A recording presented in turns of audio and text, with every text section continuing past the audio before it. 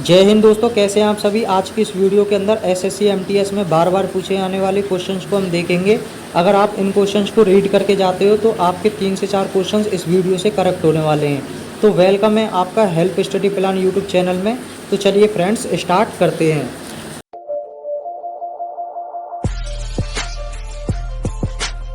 पहला जो आपका क्वेश्चन है, सर्वप्रथम मनुष्य ने किस धातु का प्रयोग किया था। तो मनुष्य ने सर्वप्रथम जो धातु का प्रयोग किया था वो तांबा धातु थी। अगला क्वेश्चन, भारत का भूगोल नामक पुस्तक किसने लिखी है। तो जो भारत का भूगोल नामक जो पुस्तक है वो टॉलमी नामक व्यक्ति ने लिखी है। अगला क्वेश्चन, सुभाष चंद्र बोस का सर्वप्रथम नेताजी किसने कहा था। तो सुभाष चंद्र बोस को सर्वप्रथम नेताजी के नाम से जो बुलाया था वो एडोल्फ हिटलर ने बुलाया था।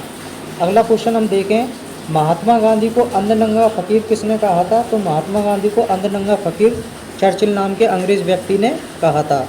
अगला क्वेश्चन हम देखें, वल्लभ भाई पटेल को सरदार की उपाधि किस आंदोलन के बाद प्रदान की गई थी। तो वल्लभ भाई पटेल को जो सरदार की उपाधि मिली थी वो बारडोली सत्याग्रह के बाद मिली थी। अगला क्वेश्चन हम देखें, जय हिंद का नारा किसने दिया था। तो जय हिंद का जो नारा था वो सुभाष चंद्र बोस ने दिया था। अगला क्वेश्चन, भारत को तलवार के बल पर विजित किया गया और तलवार के बल ही इसकी रक्षा की जाएगी, यह कथन किसका है। तो ये जो कथन है वो लॉर्ड एल्गिन का है। अगला क्वेश्चन हम देखें, जनवरी 1879 में ब्रिटेन की महारानी विक्टोरिया को किस उपाधि से सम्मानित करने के लिए दिल्ली दरबार का आयोजन किया गया था। तो केसर हिंद की उपाधि थी जो 1879 में ब्रिटेन की महारानी विक्टोरिया को ये उपाधि दी गई थी और इसके लिए दिल्ली में दरबार भी लगाया गया था। आगे हम क्वेश्चन को देखें, तो 14वीं लोकसभा के अध्यक्ष कौन थे। तो 14वीं जो लोकसभा के अध्यक्ष थे वो सोमनाथ चटर्जी थे। अगला क्वेश्चन, सरिस्का में बाघों के विलुप्त होने की घटना की जांच हेतु केंद्र सरकार ने किसकी अध्यक्षता में कार्यदल बनाया था। तो सुनीता नारायण की अध्यक्षता में कार्यदल बनाया गया था। अगला क्वेश्चन हम देखें, पहली लोकसभा के अध्यक्ष कौन थे। तो पहली लोकसभा के अध्यक्ष गणो वासुदेव मावलंकर एवं अनंत शयनम आयंगर थे। अगला क्वेश्चन हम देखें, प्रथम लोकसभा का गठन कब किया गया था। तो प्रथम लोकसभा का गठन 6 मई 1952 को किया गया था। अगला क्वेश्चन हम देखें, विदेशों के लिए भारतीय राजदूतों को कौन नियुक्त करता है। तो विदेशों के लिए भारतीय राजदूतों को राष्ट्रपति नियुक्त करता है। आगे हम देखें, राष्ट्रपति को क्षमादान की शक्ति संविधान के किस अनुच्छेद के अंतर्गत की गई है। यानी राष्ट्रपति अगर किसी व्यक्ति को क्षमा कर सकता है तो इसका जो वर्णन है वो अनुच्छेद 72 के अंतर्गत किया गया है। अगला हम क्वेश्चन देखें, झंडा समिति के अध्यक्ष कौन थे। तो झंडा समिति के जो अध्यक्ष बनाए गए थे वो JV कृपलानी थे। अगला क्वेश्चन हम देखें, संविधान निर्माण की प्रक्रिया में कुल कितना समय लगा था। तो आप सभी जानते हो तो हमारा जो संविधान बना था वो 2 वर्ष 11 माह 18 दिन में बनकर तैयार हुआ था। अगला क्वेश्चन हम देखें, संविधान सभा का गठन कब किया गया था। तो संविधान सभा का जो गठन है वो जुलाई 1946 को किया गया था। अगला हम क्वेश्चन देखें, अभ्रक के उत्पादन में भारत का विश्व में कौन सा स्थान है। तो अभ्रक के उत्पादन में भारत का जो स्थान है वो प्रथम है। अगला क्वेश्चन, देश में सर्वाधिक सोना किस राज्य से प्राप्त होता है। तो कर्नाटक राज्य में जो सोना है वो सर्वाधिक उत्पादन होता है। अगला हम क्वेश्चन देखें, आधुनिक ओलंपिक खेल प्रतियोगिता का प्रारंभ कब किया गया था। तो आधुनिक ओलंपिक खेल प्रतियोगिता का जो प्रारंभ है वो 1896 ईस्वी में किया गया था। अगला हम जो क्वेश्चन देखें, भारतीय ओलंपिक परिषद की स्थापना कब की गई थी। तो भारतीय ओलंपिक परिषद की जो स्थापना थी वो 1924 में की गई थी। अगला क्वेश्चन देखें, ओलंपिक मशाल जलाने की प्रथा कब से शुरू की गई थी। तो ओलंपिक मशाल जलाने की जो प्रथा थी वो 1928 से शुरू की गई थी और ये किसने की थी। एम्स्टर्डम ओलंपिक ने इसकी शुरुआत की थी। अगला क्वेश्चन हम देखें, ओलंपिक खेलों का टीवी पर विस्तृत प्रसारण कब से शुरू किया गया था। 1960 से इसका जो प्रसारण है वो शुरू किया गया था। मतलब जो ओलंपिक खेल हैं अपने वो टीवी पर कब से दिखाए गए थे। तो 1960 से दिखाए गए थे। अगला क्वेश्चन की बात करें हम तो राष्ट्रमंडल खेलों की शुरुआत कब से की गई थी। तो राष्ट्रमंडल जो खेल थे हमारे 1930 ईस्वी से स्टार्ट किए गए थे। आगे हम क्वेश्चन देखें, भारत ने पहली बार कब राष्ट्रमंडल खेलों में भाग लिया। तो भारत जो था उसने सर्वप्रथम राष्ट्रमंडल में 1934 में भाग लिया था और जो एक खेल मंडल थे वो दूसरे राष्ट्रीय खेल मंडल में भारत ने भाग लिया था। अगला क्वेश्चन देखें, एशियाई खेल का प्रारंभ कब हुआ, कहाँ हुआ। तो एशियाई जो खेल थे उनका जो प्रारंभ था वो नई दिल्ली में शुरू किया गया था। और कब किया गया था, 4 मार्च 1951 ईस्वी को किया गया था। अगला क्वेश्चन देखें हम, क्रिकेट खेल का जन्मदाता कौन से देश को माना जाता है। तो क्रिकेट जो खेल था वो इंग्लैंड खेल से शुरू किया गया था। अगला क्वेश्चन हम देखें, फुटबॉल खेल का जन्म कहाँ हुआ था। तो फुटबॉल खेल की जो शुरुआत की गई थी वो इंग्लैंड देश से की गई थी। अगला क्वेश्चन हम देखें, वॉलीबॉल का जन्म किस देश में माना जाता है। तो जो वॉलीबॉल खेल की जो शुरुआत की गई थी वो अमेरिका से की गई थी। अगला क्वेश्चन हम देखें, आधुनिक गोल्फ की सर्वप्रथम शुरुआत कहाँ हुई थी। तो आधुनिक जो गोल्फ की जो शुरुआत की गई थी वो स्कॉटलैंड से की गई थी। अगला क्वेश्चन हम देखें, अमेरिका का राष्ट्रीय खेल कौन सा है। तो अमेरिका का जो राष्ट्रीय खेल है वो बेसबॉल है। अगला क्वेश्चन, सांड युद्ध कौन से देश का राष्ट्रीय खेल है। तो जो सांड युद्ध जो खेल खेला जाता है वो स्पेन देश के अंतर्गत खेला जाता है। अगला क्वेश्चन हम देखें, चीन का राष्ट्रीय खेल कौन सा है। तो चीन का राष्ट्रीय खेल टेबल टेनिस है। आगे हम क्वेश्चंस की बात करें तो क्रिकेट कौन से देश का राष्ट्रीय खेल है। तो क्रिकेट इंग्लैंड और ऑस्ट्रेलिया का राष्ट्रीय खेल है। अगला क्वेश्चन हम देखें, भूटान का राष्ट्रीय खेल कौन सा है। तो भूटान का राष्ट्रीय खेल तीरंदाजी है। अगला क्वेश्चन, बैडमिंटन कौन से देश का राष्ट्रीय खेल है। तो बैडमिंटन मलेशिया का राष्ट्रीय खेल है। अगला क्वेश्चन की हम बात करें तो पाकिस्तान का राष्ट्रीय खेल कौन सा है। तो पाकिस्तान का जो राष्ट्रीय खेल है वो है। और हमारे भारत देश की बात करें तो भारत देश का जो राष्ट्रीय खेल है वो भी हॉकी है। अगले क्वेश्चन की अगर हम बात करें तो घुड़सवारी खेल के मैदान को क्या बोला जाता है। तो जो जिस मैदान में घुड़सवारी खेल खेला जाता है उस मैदान को एरेना मैदान के नाम से जानते हैं। और साइकिलिंग के मैदान को क्या बोला जाता है। तो साइकिलिंग जिस मैदान में साइकिलिंग की जाती है उस मैदान को वेलोड्रम के नाम से जाना जाता है। अगले क्वेश्चन की हम बात करें, बोरलोग पुरस्कार किस क्षेत्र में दिया जाता है। तो बोरलोग जो पुरस्कार है वो कृषि क्षेत्र के अंतर्गत दिया जाता है। अगले क्वेश्चन की हम बात करें, व्यास सम्मान का संबंध किस क्षेत्र से है। तो व्यास जो सम्मान है उसका जो संबंध है वो साहित्य के क्षेत्र से है।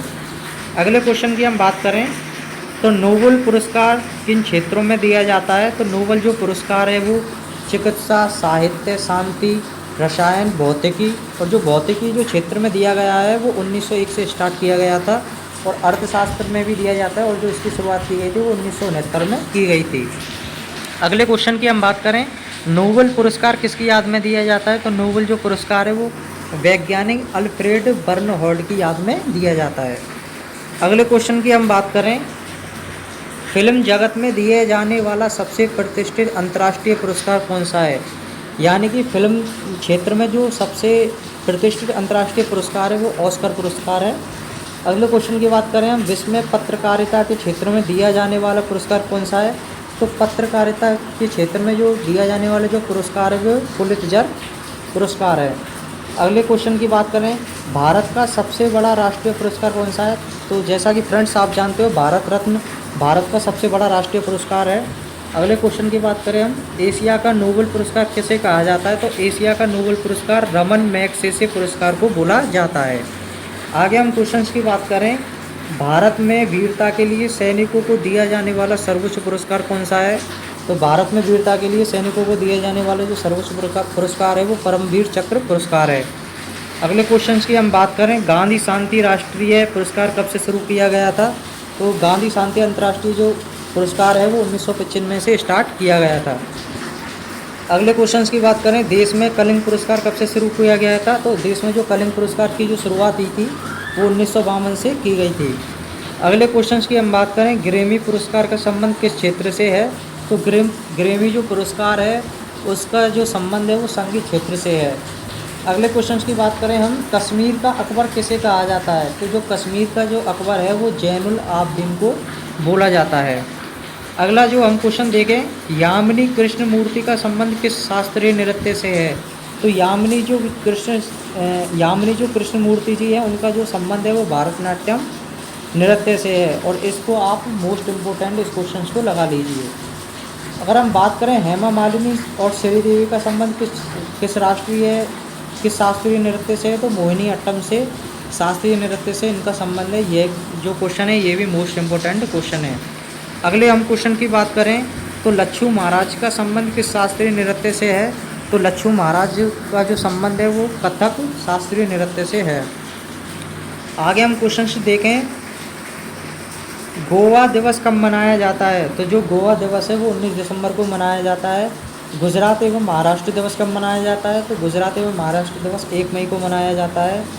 जल सेना का प्रधान कौन होता है? जल सेना का जो प्रधान है वो एडमिरल को बोला जाता है। अगला क्वेश्चन हम देखें, थल सेना का प्रधान कौन होता है? तो जो थल सेना में जो सबसे ऊंचा अधिकारी होता है उस पद को हम जनरल पद के नाम से जानते हैं। अगला हम क्वेश्चन देखें, भारत की संसद किनसे मिलकर बनती है? तो जो भारत की संसद है वो राष्ट्रपति, राज्यसभा व लोकसभा से मिलकर बनती है। अगला क्वेश्चन की हम बात करें तो राज्यसभा के सदस्यों का कार्यकाल कितना होता है? तो राज्यसभा का जो कार्यकाल होता है वो 6 वर्ष का होता है। अगले क्वेश्चन की हम बात करें तो संविधान के किस क्षेत्र में उपराष्ट्रपति निर्वाचित होता है? यानी कि संविधान के किस अनुच्छेद में उपराष्ट्रपति निर्वाचित होता है? तो उपराष्ट्रपति का जो वर्णन किया गया है वो अनुच्छेद 63 के अंतर्गत किया गया है।